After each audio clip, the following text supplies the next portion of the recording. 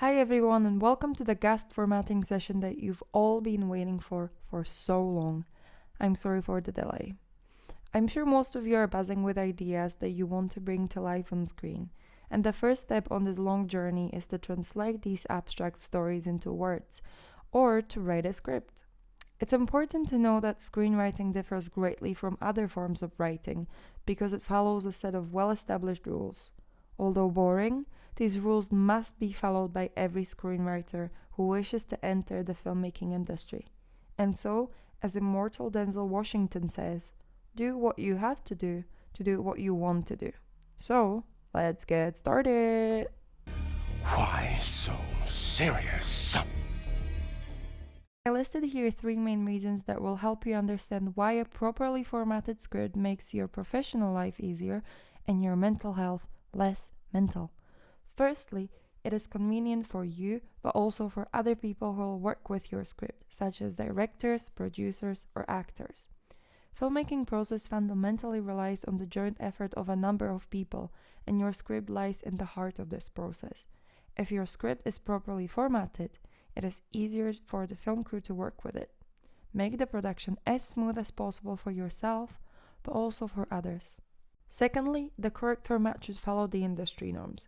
As an author, you most likely plan to sell your script to production companies. Even if you decide to produce your scripts and thus become a screenwriter/director, such as Quentin Tarantino, you will need a proper funding. In both cases, you have to step out of your comfort zone and pitch your script to other people who read dozens of them every day. If they see a screenplay which does not follow the formatting norms, they very often do not even bother to read it, as it appears lazy and sloppy. As screenwriter Siegfried says, if you want to do it right. Lastly, a properly formatted script makes the pre-production and production process incomparably easier. Not only can you track the amount of locations and resources you will need once the production starts, but it also reveals approximately how long will your final product be, since one properly formatted page equals 1 minute of running time. We recognize that there are 2 types of scripts, a master scene script and a shooting script. The first kind, also called a spec script, is divided into scenes and does not contain camera directions. Most screenwriters do not aspire to become directors and hence do not include any camera angles in their script, which is the correct approach. Such bare screenplay can then be pitched and sold to a production company who will assign the director to it. It is up to the director to decide where the camera is positioned and what types of shots will be used to enact a scripted story on screen. Directors direct and screenwriters write, and so many directors hate when screenwriters try to do their job. Shooting or commissioned script is the final version ready for production as it contains camera angles and other details. These might have been added to the original master scene script once it's bought from the author or by the authors themselves if they decide to produce their work. To summarize, if you plan to sell your script, write in a master scene format. If you decide to produce it yourself, include camera directions as well. To finally explain the formatting rules, I'll start with a very brief discussion of the page layout. When writing in Word, you should always use the 12-point Courier font with 1.5-inch left margin, 1-inch right margin, and 1-inch top and bottom margin. However, it is easier to use one of many screenwriting softwares such as Celtx, which formats the script for you for free. You can also share your script with other people who can then work on them as well. And so we can finally start writing our first draft. Amazing, exciting. Bear in mind that you always have to write in present tense. As you write, try to imagine the plot of your story being enacted on screen. Write only what you can actually see on camera, not what your characters are thinking or feeling.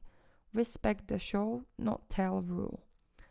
Looking at the previous example of a properly formatted script, you might have noticed a few recurring patterns within the structure of the script.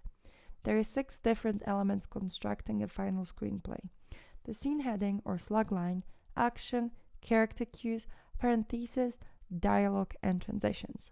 I will discuss each in more detail. Every scene needs to start with a slugline or scene heading which contains location and time. If we assume that the camera will be positioned inside, let's say in a living room, the scene heading will start with capitalized INT, that's INT full stop for interior. If the scene we are capturing takes place outside, its slugline will start with capitalized X, that's EXT full stop for exterior. This important piece of information is then followed by specified location. Many screenwriters have existing locations in their minds when writing their stories, such as Buchanan Street. However, if this specification doesn't play an important role in the context of your story, a vague street should suffice. Finish the heading with the information about time. Does the scene take place during the day or in the night? Add more details such as years or specific time only if it's crucial for the plot. Also, keep in mind that the whole slugline is always capitalized. The action section gives you the opportunity to describe scene settings and to introduce your characters. When a character appears for the first time, capitalize their name and briefly describe their age or appearance. Include their clothing, color of hair or eyes only if it's really important for your story or if you have a specific actor or person in your mind. Most importantly, use this section to describe the action unfolding on screen. To make your script as easy to read as possible, divide this section into paragraphs of no more than 4 sentences. As I have mentioned before, screenwriting form differs greatly from other written discourse. When writing a book, the author possesses the freedom to write about emotions, thoughts, and inner states of his characters. On the other hand, screenwriters do not enjoy such privilege because they can communicate only what the audience can see being enacted on screen. Therefore, you should try to show what your characters are thinking by using their bodies, such as crying for sadness or punching a wall for anger. Lastly, if an important props is featured in the scene, capitalize it in the action section too. When it comes to dialogue cues, always capitalize the name of your characters and position them in the center of the script page. There are 2 types of additional information that can be added to the right side of the character cue. Firstly, if the character in question narrates the story, add VO for voiceover next to their name. If this character is speaking off-screen, add OS next to their name. If the dialogue is delivered in a specific way, it will be indicated in the parentheses section under the character cues.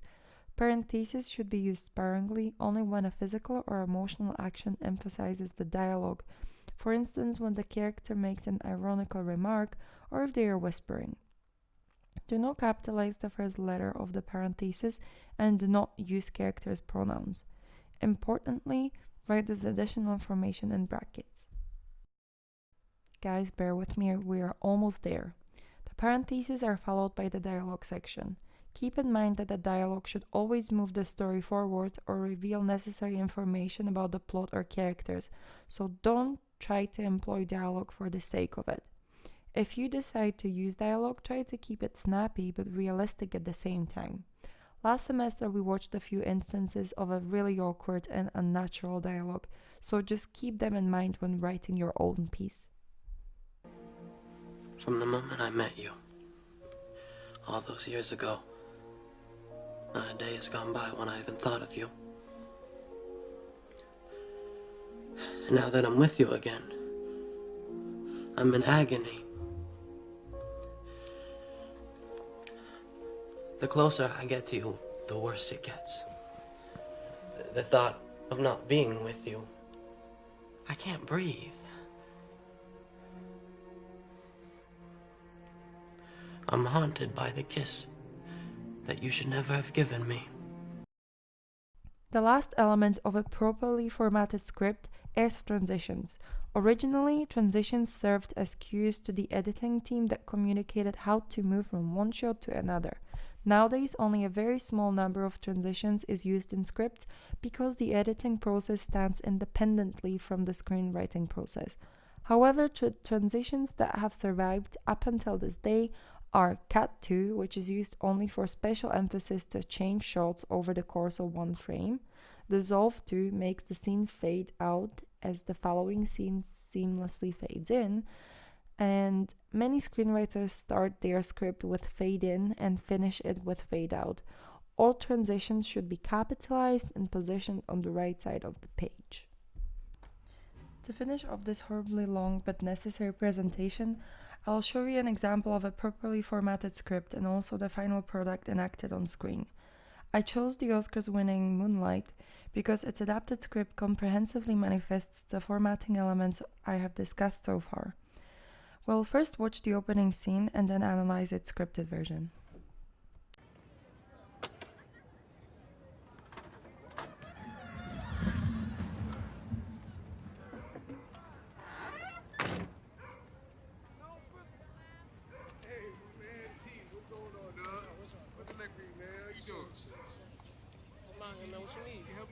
Nah, I can't do it, bro. You gotta keep it moving, bro. I can't do it right now, bro. These police out here, man. Keep it moving, bro. Step to the side, bro. How you good with you? I'm all right, man.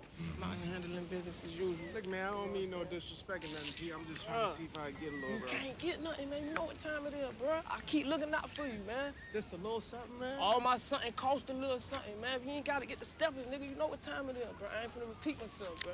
Hey, you know you my man, right, Juan? This nigga. Yo, you tripping, man. See if you could do something here for me. What the fuck I just told you, man? Let me get this shit, nigga. Get the fuck out of here, man. Go on. Oh, get that nigga, man. What's up, What's good, son? baby? Yeah, man, I'm just out here, you know, Yeah.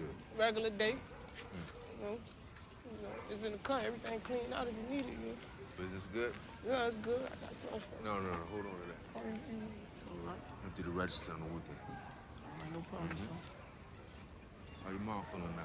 Oh, she doing good. She doing excellent. Better? She doing better, you know. She in my prayers, man. Most natural. Thanks. Thanks for the opportunity. Yeah. I'm out here. The script we are looking at the moment is the original master scene version, and thus the director most likely changed it a bit on the set. Despite these minor differences, the original script follows the industry norms we have discussed so far. It starts with the transition fade in positioned on the right side of the page. What follows is the capitalized slug line. As we could see from the scene, it takes place outside, hence the X for exterior, on a specific street in the daylight. The dialogue is very short and snappy, which enabled the actors to improvise, adding a lot of casual chat in it. Remember that the dialogue should always copy the way we speak in our normal lives, unless, of course, there is a reason for certain characters to speak in a particular way. So we've reached the end of our presentation, and I hope you liked it and that you've learned something useful that maybe helped you to feel more confident when writing your script. If you still have any questions, don't hesitate to contact one of the committee members and we'll be happy to help you. And hopefully we'll receive some of your new scripts for our next table read. That would be amazing. So thank you so much for your time and have a good day.